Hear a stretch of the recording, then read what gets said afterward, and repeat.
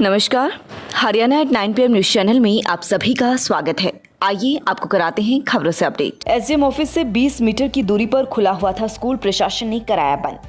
School staff बोला फरीदाबाद शिक्षा अधिकारी का स्कूल खोलने का आदेश देकर खोला था स्कूल, जो फर्जी निकला। खरखुदा एसडीएम कार्यालय से करीब 20 मीटर दूर एक प्राइवेट स्कूल है जो सरकार के नियमों को ताक पर रखकर खुला हुआ था, जिसकी सूचना जैसे ही खंड शिक्षा अधिकारी को लगी तो उन्होंने टीम भेजकर स्कूल को बंद कराया। आगामी कार्यवाही के लिए विभाग से गाइडलाइन मांगी है। जानकारी के मुताबिक पॉल्यूशन अधिक होने के कारण केंद्र सरकार ने एनसीआर एरिया में स्कूलों को बंद कराया हुआ है। हरियाणा सरकार ने भी दिल्ली से सटे 4 जिलों में सोनीपत, झज्जर, गुरुग्राम व फरीदाबाद में प्राइवेट व सरकारी स्कूलों को बंद किया हुआ है, जो कि आगामी आदेश तक बंद किए गए हैं। लेकिन खरखुदा में एसडीएम कार्यालय के पास निजी स्कूल ने अपना स्कूल खोल दिया और छोटे बच्चों को भी बुला लिया। इसकी सूचना जैसे ही खरखुदा खंड शिक्षा अधिकारी के पास पहुंची तो उन्होंने टीम भेजकर स्कूल को बंद करा दिया, बच्चों को वापस घर भिजवाया। इसके साथ ही स्कूल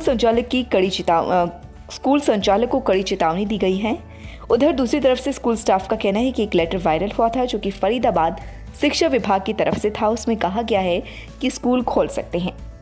जिस समय स्कूल बंद करने के आदेश जारी हुए थे उस समय भी फरीदाबाद शिक्षा अधिकारी की तरफ से ही लेटर जारी हुआ था। इसी मिसअंडरस्टैंडिंग में स्कूल खोला गया था। जैसे ही उन्हें बाद में पता चला कि यह आदेश फेक है, यह सही आदेश नहीं है, तो उन्होंने तत्काल स्कूल को बंद कर दिया था। वे सरकार के नियमों के साथ हैं, सरकार के नियमों के विरुद्ध स्कूल नहीं खोलेंगे। कम्युनिकेशन गैप होने के कारण ऐसी कार्यवाही की गई जो भविष्य में नहीं की जाएगी। इसके अलावा भी कई गाँव में प्राइवेट स्कूल खोलने की सूचनाएं आ रही हैं, उन पर भी शिक्षा विभाग कार्यवाही कर। सर, मैं ये कहना चाहूँगा कि मैं तक्षशिला पब्लिक स्कूल से हूँ और यहाँ पे जो है आज एक मिसकंसेप्शन की वजह से स्कूल को ओपन किया गया। पहले जब छुट्टियाँ हुई थी तो उस वक्त फरीदाबाद बीओ की तरफ से लेटर जारी हुआ था कि स्कूल जो है वो बंद रहेंगे जब तक आदेश नहीं आ जाते हैं। लेकिन कल एक जो है लेटर इशू हुआ है फरीदाबाद की तरफ से, जिसमें ये बताया गया था कि सभी स्कूल जो हैं वो ओपन हो जाएंगे और उसी के चलते तहत जो है ये यहाँ पे भी जो है स्कूल में बच्चों को जो है बुला लिया गया। लेकिन ये चीज़ फेक है या क्या है, ये हम इस चीज़ को नहीं समझ पाए हैं। इस वजह से जो है बच्चों को इस तरह का ये कदम उठाया गया। हमने इनको चेक किया, पहले सुबह हमने इनको मैसेज भी दे दिया था कि कोई स्कूल नहीं खुलेगा और कल न्यूज़ में भी आ गया था। लेकिन हमने जब ये चेक किया है तब केजी से लेकर 10वीं तक स्कूल खुला हुआ मिला, बच्चे पढ़ रहे थे। कौन सा स्कूल है सर, क्या कुछ नाम है? ये है इसका तक्षशिला स्कूल है। ये हमने पेरेंट्स से उनसे ये कंप्लेंट मिली थी, अगर स्कूल खुले हुए हैं उस पर हमने ये कार्रवाई की। यहाँ आकर चेक किया, ये खुले हुए मिले। कुछ स्कूल शायद और भी हैं, वहाँ भी हम चेक करेंगे खुले हैं या नहीं खुले हैं। कंप्लेंट हमें मिली हुई है, हम उनको आगे कार्रवाई करेंगे, नोटिस देंगे उनको और छुट्टी कराएंगे। दोस्तों, मैं एक बात से और अवगत कराना चाहूँगा आपको कि पिछले कुछ दिनों से हार्ट अटैक के पेशेंट निरंतर बढ़ ही रहे हैं। हमें रोज़ आजकल कल रात को भी एंजियोप्लास्टी हुआ है, दिन में 2 पेशेंट हार्ट अटैक के रोज़ आ रहे हैं।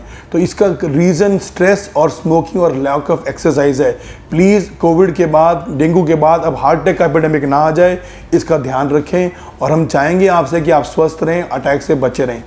साथ ही मैं बताना चाहूँगा कि सारी सर्विसेज हार्ट से रिलेटेड ट्यूलिप हॉस्पिटल सोनीपत में अवेलेबल हैं। एंजियोग्राफी, स्टेंट डालना, एंजियोप्लास्टी, सारा कुछ अवेलेबल है। खरखौदा में भी ये सारी सर्विसेज सेठी हॉस्पिटल में अवेलेबल हैं। और हफ्ते में 4 दिन सोमवार, मंगलवार, बुधवार और शुक्रवार मैं खरखौदा में आता हूं। कोई भी मरीज किसी भी तरीके से हमें कहीं दिखाना चाहे तो हम अवेलेबल हैं, आपके साथ हैं। Stay happy and stay blessed. Thank you. बृहस्पतिवार को नगरपालिका की टीम ने खरखुदा शहर में अतिक्रमण हटाओ अभियान चलाया, जिसके तहत दुकानदारों द्वारा जो अतिक्रमण किया गया था वह हटाकर उनका सामान जब्त किया गया और उसे नगरपालिका कार्यालय में भिजवाया गया। हालांकि बाद में दुकानदार नगरपालिका कार्यालय पहुंचे और अपना जुर्माना भरकर अपना सामान वापस लेने आई। नगरपालिका सचिव नवीन कुमार ने निर्देश दिए हैं कि दुकानों के सामने अतिक्रमण पर सड़क को अवरुद्ध करने वालों के खिलाफ यह अभियान लगातार जारी रहेगा, इसलिए कोई भी दुकानदार नाले से आगे किसी भी तरह का अपना अतिक्रमण ना करे। सैदपुर में सरेआम प्रदूषण फैला रही फैक्ट्री, प्रशासन कर रहा अनदेखी। सांस लेने में आ रही दिक्कत, आंखों में रहती है जलन, एसडीएम को दे चुके शिकायत। सैदपुर गांव में कई फैक्ट्रियां अवैध रूप से चली हुई हैं, कुछ फैक्ट्रियां चोरी छिपे चली हुई हैं तो कुछ सरेआम। इस बारे में निजामपुर खुर्द व सैदपुर गांव के ग्रामीणों ने एसडीएम को शिकायत दी है, लेकिन अवैध फैक्ट्री संचालक अपनी हरकतों से बाज नहीं आ रहे। एनजीटी के आदेशों की धज्जियां उड़ाते हुए सैदपुर में फैक्ट्रियों को चला रही हैं जो निरंतर प्रदूषण फैला रही हैं। इससे बच्चे व बुजुर्गों को सांस लेने में ज़्यादा तकलीफ हो रही है। इसके अलावा शाम शुरू होते ही आंखों में जलन होने लगती है, जो प्रदूषण अधिक होने के कारण ऐसा होता है। हाल ही में प्रदूषण अधिक होने के कारण सरकार ने आदेश जारी किए हुए हैं कि संबंधित फैक्ट्रियां बंद रहेंगी, लेकिन सैदपुर में अभी भी फैक्ट्रियां चल रही हैं जो सीधा प्रदूषण फैला रही हैं।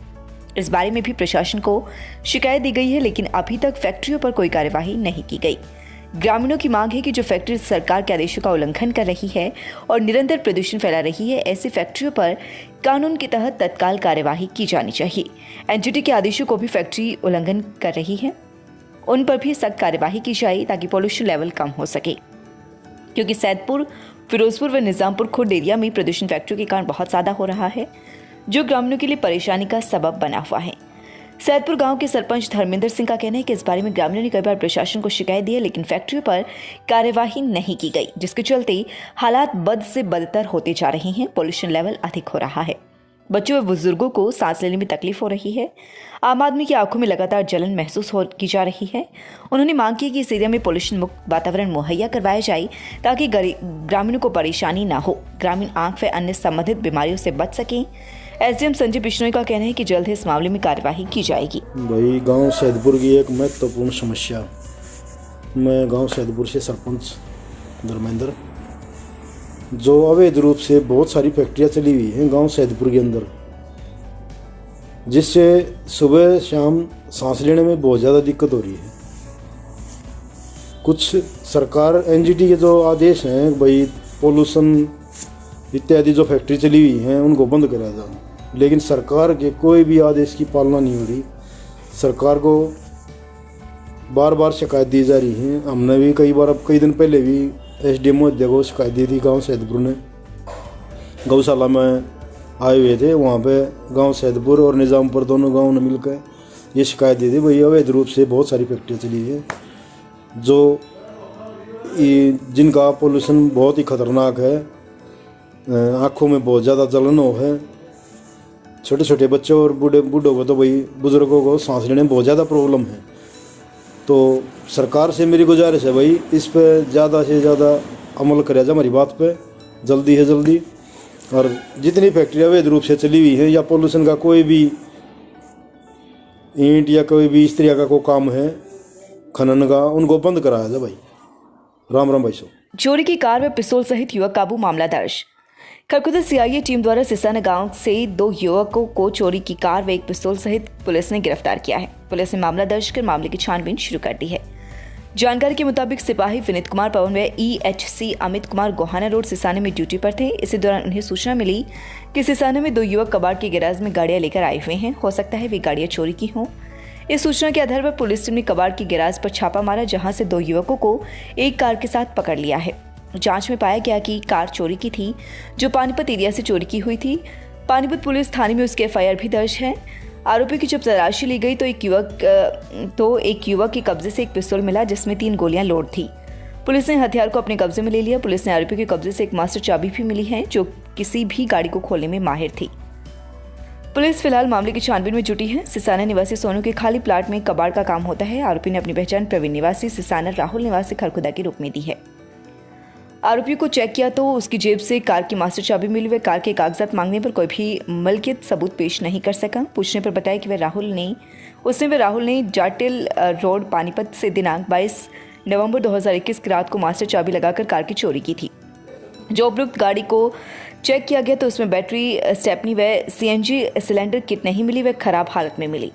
आगे पीछे चेक करने पर भी नंबर नहीं मिले। यह कार मॉडल टाउन थाना पानीपत से चोरी हुई थी।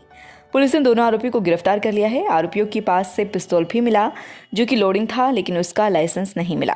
इसी तरह से वे कार के दस्तावेज नहीं दिखा सके। सीआईए इंचार्ज योगेंद्र का कहना है कि आरोपियों को न्यायालय में पेश किया जाएगा। 5 साल चली 5 रुपए रेट से ज्यादा लेने की लड़ाई। कोर्ट के आदेश पर 5 रुपए पर 9% ब्याज सहित राशि देनी होगी। विभाग ने दुकानदार पर 30,000 जुर्माना भी लगा। रोहतक के नामी स्टोर में 5 रुपए अधिक वसूलने पर एक शिक्षक ने 5 साल तक लड़ाई लड़ी। नामी स्टोर के खिलाफ नापतोल विभाग में शिकायत से लेकर जिला उपभोक्ता विवाद निवारण आयोग में भी केस दायर किया गया। अब आयोग ने शिक्षक के हक में फैसला सुनाते हुए स्टोर संचालक को 5 रुपए 9% ब्याज दर के साथ देने के आदेश दिए हैं। इंदिरा कॉलोनी के रहने वाले ललित कुमार शिक्षक हैं। उन्होंने वर्ष 2016 में हुड्डा कॉम्प्लेक्स स्थित नामी कंपनी के स्टोर से कमल काकड़ी लोटस रूट्स खरीदी थी, जिसका रेट 30 रुपये था, लेकिन शिक्षक से 35 रुपये लिए गए। शिक्षक ने 5 रुपये वापस मांगे, लेकिन उसकी कोई सुनवाई नहीं हुई। इसके बाद उन्होंने कस्टमर केयर पर कॉल की, वहां से भी कोई संतोषजनक जवाब नहीं मिला। शिक्षक ने हार नहीं मानी और चंडीगढ़ स्थित नापतोल विभाग में शिकायत कर दी। इसके अगले ही दिन टीम वहां पर पहुंची। मामले में स्टोर को गलत पाया गया और शिकायत सही मिलने पर 30,000 रुपये जुर्माना लगा दिया।